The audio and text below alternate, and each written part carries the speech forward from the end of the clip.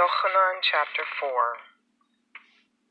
When Yeshua learned that the Parashim had heard he was making and immersing more Talmudim than Yochanan, although it was not Yeshua himself who immersed but his Talmudim, Yeshua left Yehuda and set out again for the Galilee. This meant that he had to pass through Shomron. He came to a town in Shomron called Shechem, near the field Yaakov had given to his son Yosef. Yaakov's well was there, so Yeshua, exhausted from his travel, sat down by the well. It was about noon. A woman from Shomron came to draw some water, and Yeshua said to her, "Give me a drink of water." His Talmudim had gone into town to buy food. The woman from Shomron said to him, "How is it that you, a Jew, ask for water from me, a woman of Shomron?" For Jews don't associate with people from Yochanan. Yeshua answered her, "If you knew God's gift, that is, who it is saying to you, 'Give me a drink of water,' then you would have asked him, and he would have given you living water." She said to him, "Sir, you don't have a bucket, and the well is deep, so where do you get this living water? You aren't greater than our father Yaakov, are you? He gave us this well and drank from it, and so did his sons and his cattle." Yeshua answered, "Everyone who drinks this water will get thirsty again. But whoever drinks the water I will give him will never be thirsty again. On the contrary, the water I give him will become a spring of water inside him, welling up into eternal life." "Sir, give me this water," the woman said to him, "so that I won't have to be thirsty and keep coming here to draw water." He said to her, "Go, call your husband and come back." She answered, "I don't have a husband." Yeshua said to her, "You're right, you don't have a husband. You've had 5 husbands in the past, and you're not married to the man you're living with now. You've spoken the truth." "Sir, I can see that you are a prophet," the woman replied.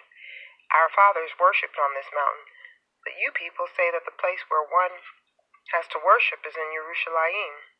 Yeshua said, "Lady, believe me, the time is coming when you will worship the Father neither on this mountain nor in Yerushalayim. You people don't know what you are worshiping. We worship what we do know, because salvation comes from the Jews. But the time is coming, indeed, it's here, now, when the true worshipers will worship the Father spiritually and truly, for these are the kind of people the Father wants worshiping him. God is spirit, and worshipers must worship him spiritually and truly." The woman replied, "I know that Mashiach is coming, and that is, the one who has been anointed. When he comes, he will tell us everything." Yeshua said to her, "I, the person speaking to you, am he." Just then his Talmudim arrived. They were amazed that he was talking with a woman, but none of them said, "What do you want?" or "Why are you talking with her?" So the woman left her water jar, went back to town, and said to the people there, "Come, see a man who told me everything I've ever done. Could it be that this is the Messiah?" They left the town and began coming toward him. Meanwhile, the Talmudim were urging Yeshua, Rabbi, eat something." But he answered, "I have food to eat that you don't know about." At this, the Talmudim asked one another, "Could someone have brought him food?" Yeshua said to them, "My food is to do what the one who sent me wants, and to bring his work to completion. Don't you have a saying, 4 more months and then the harvest? Well, what I say to you is, open your eyes and look at the fields. They're already ripe for the harvest. The one who reaps receives his wages and gathers fruit for eternal life, so that the reaper and the sower may be glad together. For in this matter the proverb, 'One sows and another reaps,' holds true.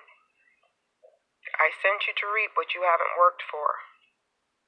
Others have done the hard labor, and you have benefited from their work." Many people from that town in Shomron put their trust in him because of the woman's testimony. "He told me all the things I did, so when these people from Shomron came to him, they asked him to stay with them.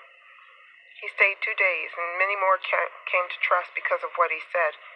They said to the woman, 'We no longer trust because of what you said, because we have heard for ourselves.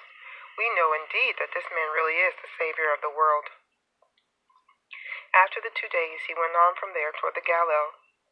Now Yeshua himself said, A prophet is not respected in his own country. But when he arrived in the Galilee, the people there welcomed him, because they had seen all he had done at the festival in Jerusalem, since they had been there too. He went again to Cana in the Galilee, where he had turned the water into wine. An officer in the royal service was there. His son was ill in Capernaum. This man, on hearing that Yeshua had come from Yehuda to the Galilee, went and asked him to come down and heal his son, for he was at the point of death. Yeshua answered, "Unless you people see signs and miracles, you simply will not trust." The officer said to him, "Sir, come down before my child dies." Yeshua replied, "You may go. Your son is alive." The man believed what Yeshua said and left. As he was going down, his servants met him with the news that his son was alive. So he asked them at what time he had gotten better, and they said, "The fever left him yesterday at 1 o'clock in the afternoon."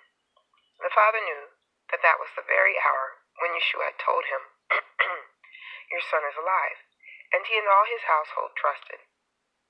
This was the second sign that Yeshua did. He did it after he had come from Yehuda into the Galilee.